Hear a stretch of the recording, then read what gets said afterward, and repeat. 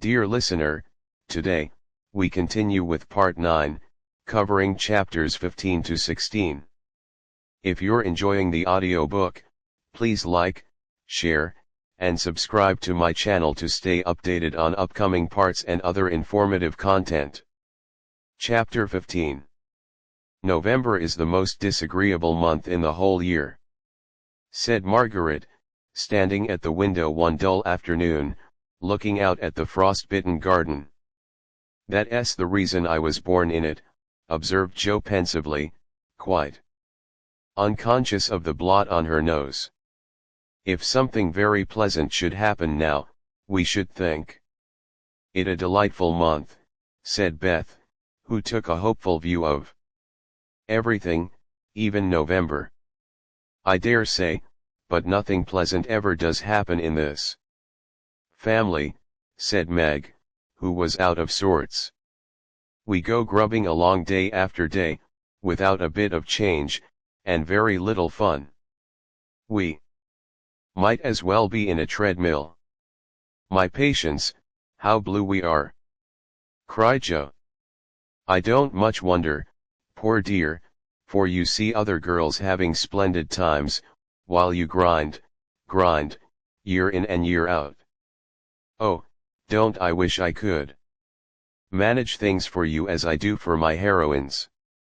You're pretty enough and good enough already, so I do have some rich relation leave you a fortune unexpectedly. Then you'd dash out as an heiress, scorn everyone who has slighted you, go abroad, and come home my lady something in a blaze of splendor and elegance. People don't have fortunes left them in that style nowadays, men have to work and women marry for money. It's a dreadfully unjust world, said Meg bitterly.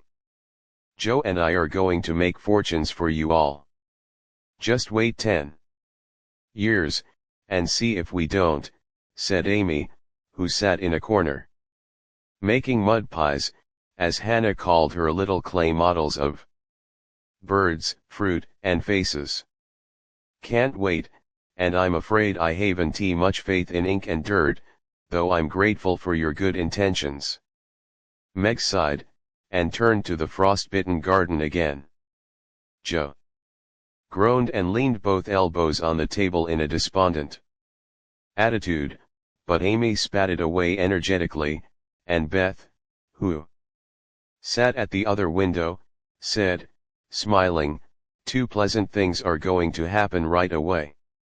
Marmee is coming down the street, and Laurie is tramping through the garden as if he had something nice to tell. In they both came, Mrs. March with her usual question, any letter from father, girls, and Laurie to say in his persuasive way, won't some of you come for a drive? I've been working away at mathematics till my head is in a muddle, and I'm going to freshen my wits by a brisk turn. It's a dull day, but the air isn't bad, and I'm going to take Brooke home, so it will be gay inside, if it isn't out. Come, Jo, you and Beth will go, won't you? Of course we will. Much obliged, but I'm busy. And Meg whisked out her work basket, for she had agreed with her mother that it was best, for her at least, not to drive too often with the young gentleman. We 3 will be ready in a minute, cried Amy, running away to wash her hands. Can I do anything for you, Madam Mother? asked Laurie, leaning over Mrs. March's chair with the affectionate look and tone he always gave her. No, thank you, except call at the office, if you'll be so kind, dear. It's our day for a letter, and the postman hasn't been.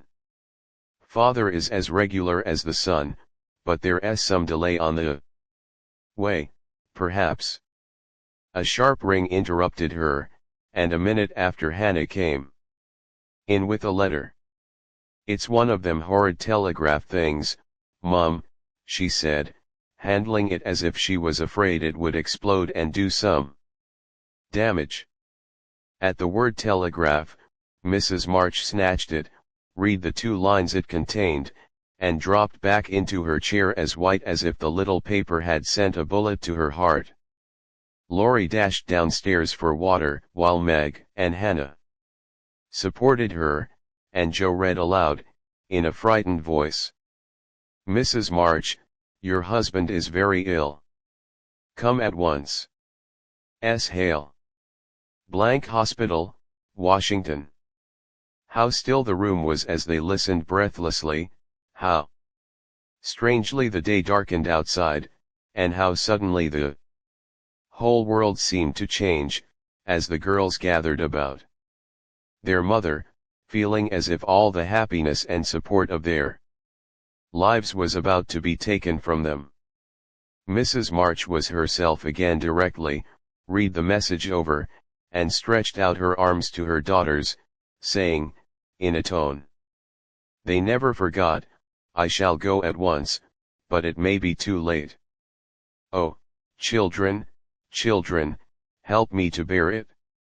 For several minutes there was nothing but the sound of sobbing in the room, mingled with broken words of comfort, tender assurances of help, and hopeful whispers that died away in tears. Poor Hannah was the first to recover, and with unconscious wisdom she set all the rest a good example, for with her, work was panacea for most afflictions. The Lord keep the dear man. I want to waste no time a cryin', but get your things ready right away, Mum, she said heartily, as she wiped her face on her apron, gave her mistress a warm shake of the hand with her own hard one, and went away to work like 3 women in one. She's right, there's no time for tears now. Be calm, girls, and let me think. They tried to be calm, poor things, as their mother sat up, looking pale but steady, and put away her grief to think and plan for them. Where's Laurie, she asked presently, when she had collected her thoughts and decided on the first duties to be done. Here, ma'am. Oh, let me do something, cried the boy, hurrying from the next room whither he had withdrawn, feeling that their first sorrow was too sacred for even his friendly eyes to see. Send a telegram saying I will come at once. The next train goes early in the morning. I'll take that. What else? The horses are ready. I can go anywhere, do anything, he said, looking ready to fly to the ends of the earth. Leave a note at Aunt March's, Jo, give me that pen and paper. Tearing off the blank side of one of her newly copied pages, Jo drew the table before her mother, well knowing that money for the long, sad journey must be borrowed, and feeling as if she could do anything to add to a little to the sum for her father. Now go, dear, but don't kill yourself driving at a desperate pace. There is no need of that. Mrs. March's warning was evidently thrown away, for 5 minutes later Laurie tore by the window on his own fleet horse, riding as if for his life. Jo, run to the rooms, and tell Mrs. King that I can't come on the way. Get these things. I'll put them down, they'll be needed. And I must go prepared for nursing. Hospital stores are not always good. Beth, go and ask Mr. Lawrence for a couple of bottles of old wine. I'm not too proud to beg for father. He shall have the best of everything. Amy, tell Hannah to get down the black trunk, and Meg, come and help me find my things, for I'm half bewildered. Writing, thinking, and directing all at once might well bewilder the poor lady, and Meg begged her to sit quietly in her room for a little while, and let them work. Everyone scattered like leaves before a gust of wind, and the quiet, happy household was broken up as suddenly as if the paper had been an evil spell. Mr. Lawrence came hurrying back with Beth, bringing every comfort the kind old gentleman could think of for the invalid, and friendliest promises of protection for the girls during the mother's absence, which comforted her very much. There was nothing he didn't offer, from his own dressing gown to himself as escort. But the last was impossible. Mrs. March would not hear of the old gentleman's undertaking the long journey, yet an expression of relief was visible when he spoke of it, for anxiety ill fits one for traveling. He saw the look, knit his heavy eyebrows, rubbed his hands, and marched abruptly away, saying he'd be back directly. No one had time to think of him again till, as Meg ran through the entry, with a pair of rubbers in one hand and a cup of tea in the other, she came suddenly upon Mr. Brooke. "I'm very sorry to hear of this, Miss March," he said, in the kind, quiet tone which sounded very pleasantly to her perturbed spirit. "I came to offer myself as escort to your mother. Mr. Lawrence has commissions for me in Washington, and it will give me real satisfaction to be of service to her there." Down dropped the rubbers, and the tea was very near following, as Meg put out her hand, with a face so full of gratitude that Mr. Brooke would have felt repaid for a much greater sacrifice than the trifling one of time and comfort which he was about to take. "How kind you all are!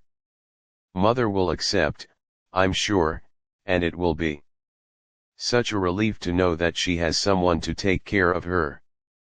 Thank you very, very much."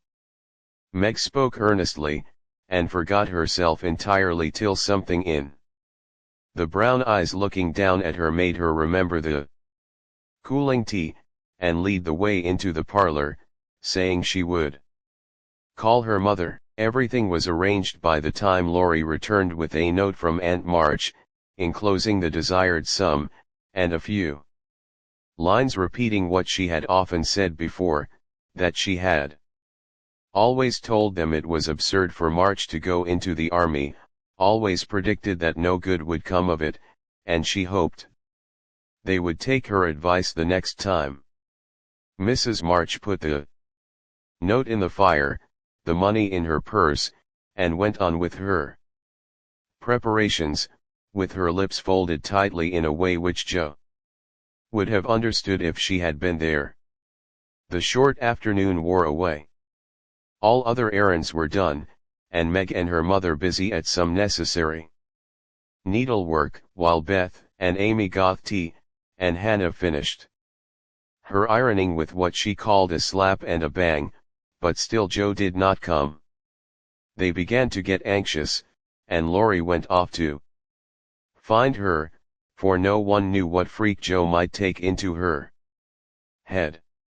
He missed her, however, and she came walking in with a very queer expression of countenance, for there was a mixture of fun and fear, satisfaction and regret in it, which puzzled the family as much as did the roll of bills she laid before her mother, saying with a little choke in her voice, "That's my contribution toward making father comfortable and bringing him home.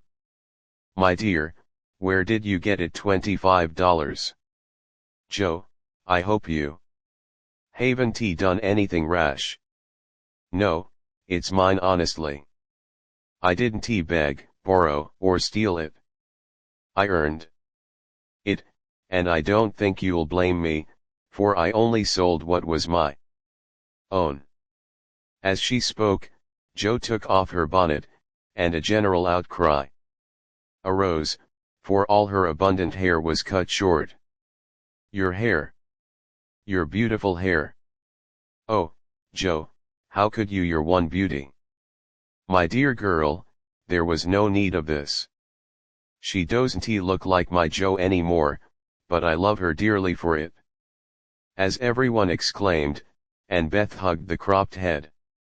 Tenderly, Jo assumed an indifferent air, which did not deceive anyone a particle, and said, rumpling up the brown bush and trying to look as if she liked it, "It doesn't affect the fate of the nation, so don't wail, Beth. It will be good for my vanity, I getting too proud of my wig. It will do my brains good to have that mop taken off. My head feels deliciously light and cool, and the barber said I could soon have a curly crop, which will be boyish, becoming, and easy to keep in order. I'm satisfied, so please take the money and let us have supper. Tell me all about it, Jo. I am not quite satisfied, but I can't blame you, for I know how willingly you sacrificed your vanity, as you call it, to your love. But, my dear, it was not necessary, and I'm afraid you will regret it one of these days," said Mrs. March. "No, I won't," returned Jo stoutly, feeling much relieved that her prank was not entirely condemned. "What made you do it?" asked Amy, who would as soon have thought of cutting off her head as her pretty hair. "Well, I was wild to do something for father," replied Jo, as they gathered about the table, for healthy young people can eat even in the midst of trouble. "I hate to borrow as much as mother does, and I knew Aunt March would croak, she always does, if you ask for a 9 pence. Meg gave all her quarterly salary toward the rent, and I only got some clothes with mine, so I felt wicked, and was bound to have some money, if I sold the nose off my face to get it. You needn't feel wicked, my child. You had no winter things and got the simplest with your own hard earnings," said Mrs. March, with a look that warmed Jo's heart. "I hadn't the least idea of selling my hair at first, but as I went along I kept thinking what I could do, and feeling as if I'd like to dive into some of the rich stores and help myself. In a barber's window I saw tails of hair with the prices marked, and one black tail, not so thick as mine, was $40. It came to me all of a sudden that I had one thing to make money out of, and without stopping to think, I walked in, asked if they bought hair, and what they would give for mine." "I don't see how you dared to do it," said Beth in a tone of awe. "Oh, he was a little man who looked as if he merely lived to oil his hair. He rather stared at first, as if he wasn't used to having girls bounce into his shop and ask him to buy their hair. He said he didn't care about mine, it wasn't the fashionable color, and he never paid much for it in the first place. The work he put it into it made it dear, and so on. It was getting late, and I was afraid if it wasn't done right away that I shouldn't have it done at all, and you know when I start to do a thing, I hate to give it up. So I begged him to take it, and told him why I was in such a hurry. It was silly, I dare say, but it changed his mind, for I got rather excited, and told the story in my topsy-turvy way, and his wife heard, and said so kindly, 'Take it, Thomas, and oblige the young lady. I'd do as much for our Jimmy any day if I had a spire of hair worth selling.'" "Who was Jimmy?" asked Amy, who liked to have things explained as they went along. "Her son," she said, "who was in the army." "How friendly such things make strangers feel, don't they?" She talked away all the time the man clipped, and diverted my mind nicely. "Didn't you feel dreadfully when the first cut came?" asked Meg, with a shiver.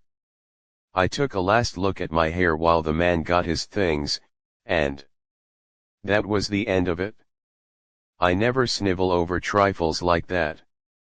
I will confess, though, I felt queer when I saw the dear old hair laid out on the table, and felt only the short rough ends of my head. It almost seemed as if I'd an arm or leg off. The woman saw me look at it, and picked out a long lock for me to keep.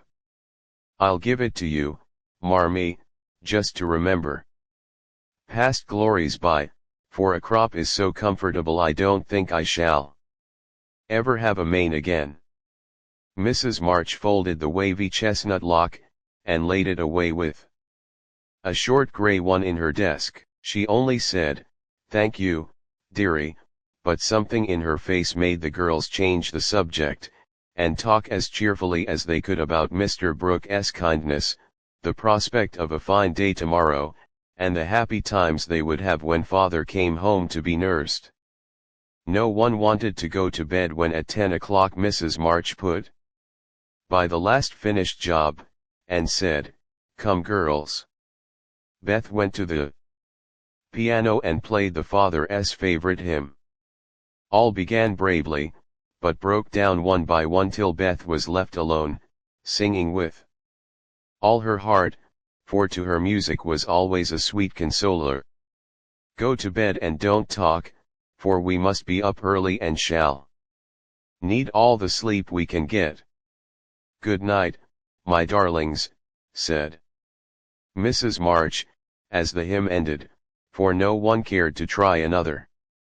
They kissed her quietly, and went to bed as silently as if the dear invalid lay in the next room. Beth and Amy soon fell asleep in spite of the great trouble, but Meg lay awake, thinking the most serious thoughts she had ever known in her short life. Jo lay motionless, and her sister fancied that she was asleep, till a stifled sob made her exclaim, as she touched the wet cheek, "Jo, dear, what is it? Are you crying about father?" "No, not now." "What then?" My hair," burst out poor Jo, trying vainly to smother her emotion in the pillow. It did not seem at all comical to Meg, who kissed and caressed the afflicted heroine in the tenderest manner. "I'm not sorry," protested Jo, with a choke. "I'd do it again tomorrow, if I could. It's only the vain part of me that goes and cries in this silly way. Don't tell anyone, it's all over now. I thought you were asleep, so I just made a little private moan for my one beauty." "How came you to be awake?" "I can't sleep, I'm so anxious," said Meg. "Think about something pleasant, and you'll soon drop off." I tried it, but felt wider awake than ever. "What did you think of?" "Handsome faces, eyes particularly," answered Meg, smiling to herself in the dark. "What color do you like best?" "Brown, that is, sometimes. Blue are lovely." Jo laughed, and Meg sharply ordered her not to talk, then amiably promised to make her hair curl, and fell asleep to dream of living in her castle in the air. The clocks were striking midnight and the rooms were very still. As a figure glided quietly from bed to bed, smoothing a coverlet here, settling a pillow there, and pausing to look long and tenderly at each unconscious face, to kiss each with lips that mutely blessed, and to pray the fervent prayers which only mothers utter. As she lifted the curtain to look out into the dreary night, the moon broke suddenly from behind the clouds, and shone upon her like a bright, benignant face, which seemed to whisper in the silence, "Be comforted, dear soul. There is always light behind the clouds." Chapter 16. In the cold grey dawn the sisters lit their lamp and read their chapter with an earnestness never felt before. For now the shadow of a real trouble had come. The little books were full of help and comfort, and as they dressed, they agreed to say goodbye cheerfully and hopefully, and send their mother on her anxious journey unsaddened by tears or complaints from them. Everything seemed very strange when they went down, so dim and still outside, so full of light and bustle within. Breakfast at that early hour seemed odd, and even Hannah's familiar face looked unnatural as she flew about her kitchen with her nightcap on. The big trunk stood ready in the hall, Mother's cloak and bonnet lay on the sofa, and Mother herself sat trying to eat, but looking so pale and worn with sleeplessness and anxiety that the girls found it very hard to keep their resolution.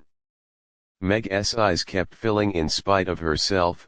Jo was obliged to hide her face in the kitchen roller more than once, and the little girls wore a grave, troubled expression, as if sorrow was a new experience to them. Nobody talked much, but as the time drew very near and they sat waiting for the carriage, Mrs. March said to the girls, who were all busied about her, one folding her shawl, another smoothing out the strings of her bonnet, a third putting on her overshoes, and a fourth fastening up her traveling bag. Children, I leave you to Hannah's care and Mr. Lawrence's protection. Hannah is faithfulness itself, and our good neighbor will guard you as if you were his own. I have no fears for you, yet I am anxious that you should take this trouble rightly. Don't grieve and fret when I am gone, or think that you can be idle and comfort yourselves by being idle and trying to forget. Go on with your work as usual, for work is a blessed solace. Hope and keep busy, and whatever happens, remember that you never can be fatherless. Yes, Mother. Meg, dear, be prudent, watch over your sisters, consult Hannah, and in any perplexity, go to Mr. Lawrence. Be patient, Jo, don't get despondent or do rash things, write to me often, and be my brave girl, ready to help and cheer all. Beth, comfort yourself with your music, and be faithful to the little home duties, and you Amy, help all you can, be obedient, and keep happy safe at home. We will, Mother. We will. The rattle of an approaching carriage made them all start and listen. That was the hard minute, but the girls stood it well. No one cried, no one ran away or uttered a lamentation, though their hearts were very heavy as they sent loving messages to Father, remembering, as they spoke, that it might be too late to deliver them. They kissed their mother quietly, clung about her tenderly, and tried to wave their hands cheerfully when she drove away. Laurie and his grandfather came over to see her off, and Mr. Brooke looked so strong and sensible and kind that the girls christened him Mr. Greatheart on the spot. Goodbye, my darlings. God bless and keep us all, whispered Mrs. March, as she kissed one dear little face after the other, and hurried into the carriage. As she rolled away, the sun came out, and looking back, she saw it shining on the group at the gate like a good omen. They saw it also, and smiled and waved their hands, and the last thing she beheld as she turned the corner was the four bright faces, and behind them like a bodyguard, old Mr. Lawrence, faithful Hannah, and devoted Laurie. How kind everyone is to us, she said, turning to find fresh proof of it in the respectful sympathy of the young man's face. I don't see how they can help it, returned Mr. Brooke, laughing so infectiously that Mrs. March could not help smiling. And so the journey began with the good omens of sunshine, smiles, and cheerful words. "I feel as if there had been an earthquake," said Jo, as their neighbors went home to breakfast, leaving them to rest and refresh themselves. "It seems as if half the house was gone," added Meg forlornly. Beth opened her lips to say something, but could only point to the pile of nicely mended hose which lay on Mother's table, showing that even in her last hurried moments she had thought and worked for them. It was a little thing, but it went straight to their hearts, and in spite of their brave resolutions, they all broke down and cried bitterly. Hannah wisely allowed them to relieve their feelings, and when the shower showed signs of clearing up, she came to the rescue, armed with a coffee pot. "Now, New York dear young ladies, remember what your ma said, and don't fret. Come and have a cup of coffee all round, and then let us fall to work and be a credit to the family." Coffee was a treat, and Hannah showed great tact in making it. That morning, no one could resist her persuasive nods, or the fragrant invitation issuing from the nose of the coffee pot. They drew up to the table, exchanged their handkerchiefs for napkins, and in 10 minutes were all right again. "Hope and keep busy, that's the motto for us, so let us see who will remember it best. I shall go to Aunt March, as usual." "Oh, one tea she lecture though," said Jo, as she sipped with returning spirit. "I shall go to my kings, though I'd much rather stay at home and attend to things here," said Meg, wishing she hadn't tea made. Her eyes so red. "No need of that. Beth and I can keep house perfectly well," put in Amy, with an important air. "Hannah will tell us what to do, and we'll have everything nice when you come home," added Beth, getting out her mop and dish tub without delay. "I think anxiety is very interesting," observed Amy, eating sugar pensively. The girls couldn't help laughing, and felt better for it, though. Meg shook her head at the young lady who could find consolation in a sugar bowl. The sight of the turnovers made Jo sober again, and when the two went out to their daily tasks, they looked sorrowfully back at the window where they were accustomed to see their mother's face. It was gone, but Beth had remembered the little household ceremony, and there she was, nodding away at them like a rosy-faced mandarin. "That's so like my Beth," said Jo, waving her hat, with a grateful face. "Goodbye, Meggie, I hope the kings won tea strain today. Don't fret about father, dear," she added, as they parted. "And I hope Aunt March won tea croak. Your hair is becoming, and it looks very boyish and nice," returned Meg, trying not to smile at the curly head, which looked comically small on her tall sister's shoulders. "That's my only comfort." And, touching her hat a la Laurie, away went Jo, feeling like a shorn sheep on a wintry day. News from their father comforted the girls very much, for, though dangerously ill, the presence of the best and tenderest of nurses had already done him good. Mr. Brooke sent a bulletin every day, and as the head of the family, Meg insisted on reading the dispatches, which grew more cheerful as the week passed. At first, everyone was eager to write, and plump envelopes were carefully poked into the letter box by one or other of the sisters, who felt rather Important with their Washington correspondence.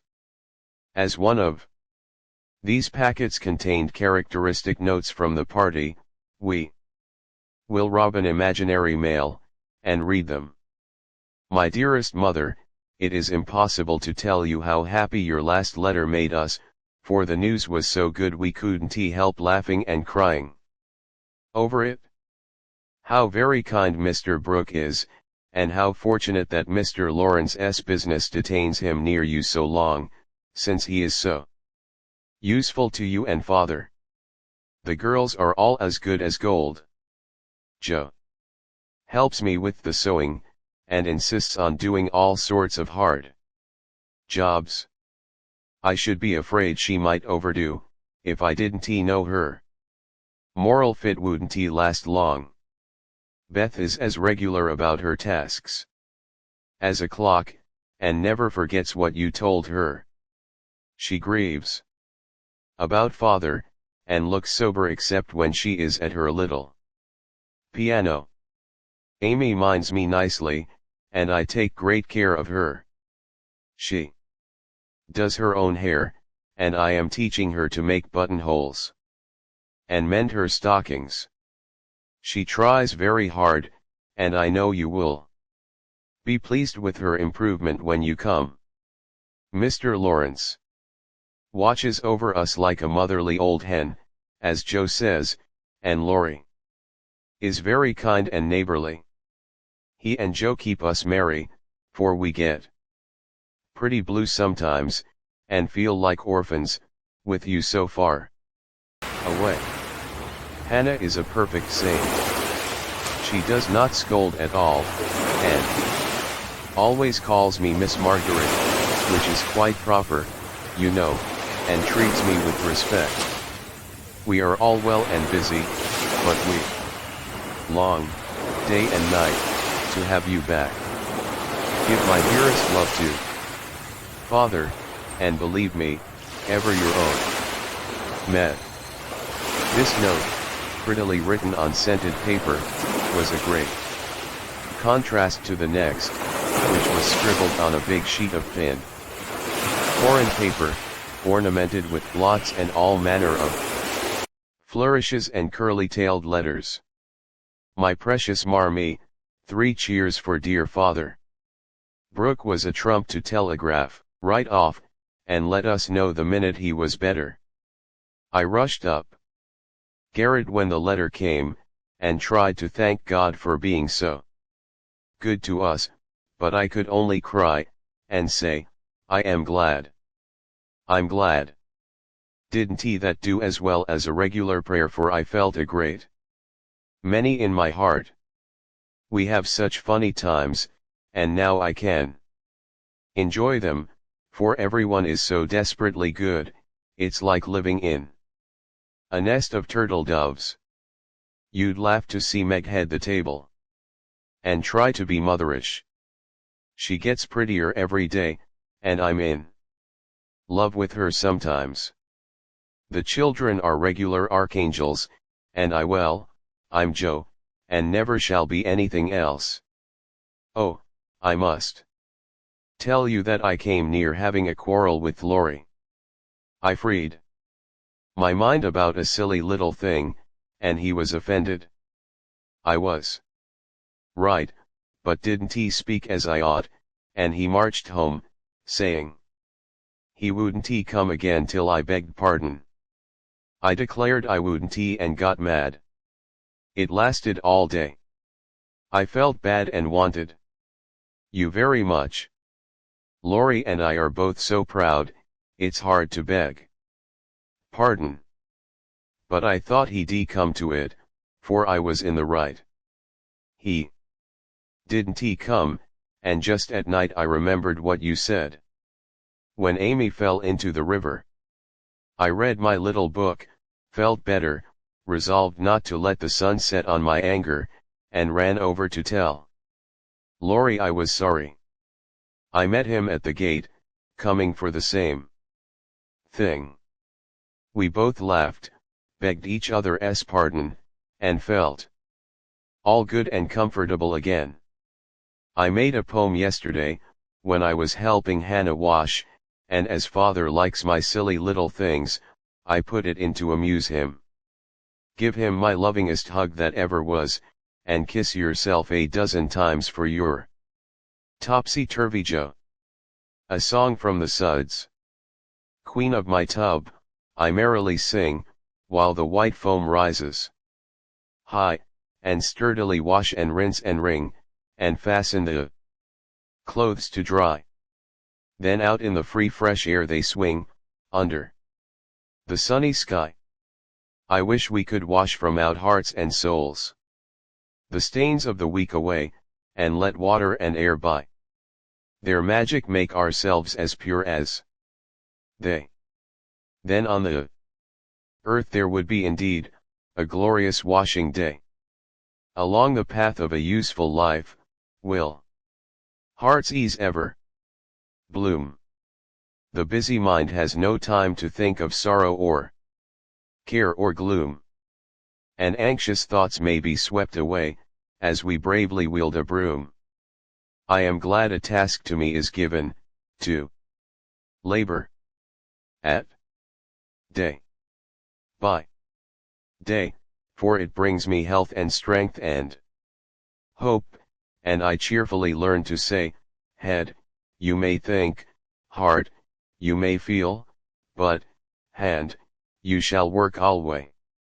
Dear mother, there is only room for me to send my love, and some pressed pansies from the root I have been keeping safe in the house for father to see.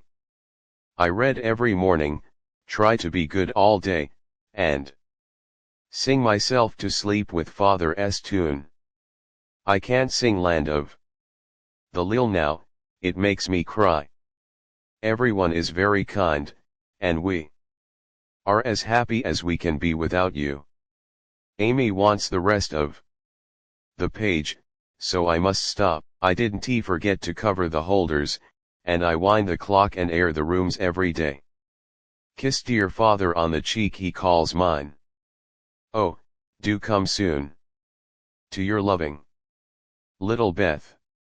Ma chère mama, we are all well. I do my lessons always and never corroborate the girls. Meg says I mean contradict, so I put in both words. And you can take the properest.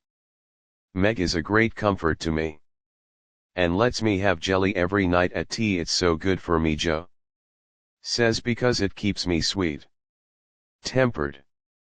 Laurie is not as respectful as he ought to be now. I am almost in my teens, he calls me chick and hurts my feelings by talking French to me very fast when I say merci or bonjour as Hattie King does.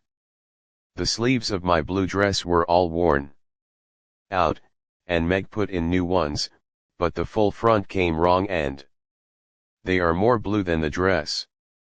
I felt bad but did not fret. I bear my troubles well, but I do wish Hannah would put more starch in my aprons and have buckwheats every day. Can't she? Didn't I make that interrogation point nice? Meg says my punctuation and spelling are disgraceful and I am mortified. But dear me, I have so many things to do, I can't stop. Adieu, I send heaps of love to Papa. Your affectionate daughter, Amy Curtis March. Dear Miss March, I just drop a line to say we get on first rate. The girls is clever and fly round right smart. Miss Meg is going to make a proper good housekeeper. He's the liking for it, and gets the hang of things surprisin' quick. Jo do speed all for goin' ahead, but she don't stop to calculate fust, and you never know where she's like to bring up. She done out a tub of clothes on Monday, but she starched 'em afore they was wrenched, and blued a pink calico dress till I thought I should a died a Logan. Beth is the best of little creeturs, and a sight of help to me, bein' so forehand and dependable. She tries to learn everything, and really goes to market beyond her years, likewise keeps accounts with my Help, quite wonderful. We have got on very economical so far. I don't let the girls hev coffee only once a week, accordin' to your wish, and keep 'em on plain wholesome victuals. Amy does well. Without frettin', we're in her best clothes and eatin' sweet stuff. Mr. Lorry is as full of didos as usual, and turns the house upside down frequent, but he here tends the girls, so I let mhev full swing. The old gentleman send heaps of things, and is rather wearin', but means wall, and it ain't my place to say nothin'. My bread is riz, so no more at this time. I send my duty to Mr. March, and hope he has seen the last of his pneumonia. Yours respectful, Hannah Mullet.